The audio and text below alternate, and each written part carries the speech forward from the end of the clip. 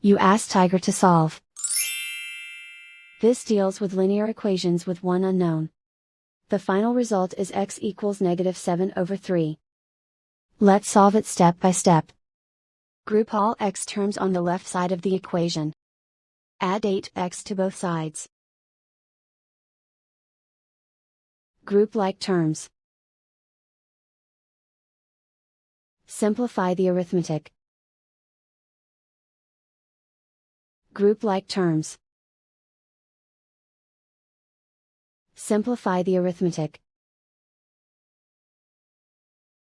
Group all constants on the right side of the equation. Add 14 to both sides.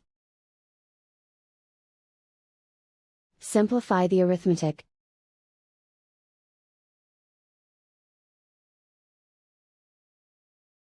Isolate the x. Divide both sides by 3. Simplify the fraction. And so the final result is x equals -7/3.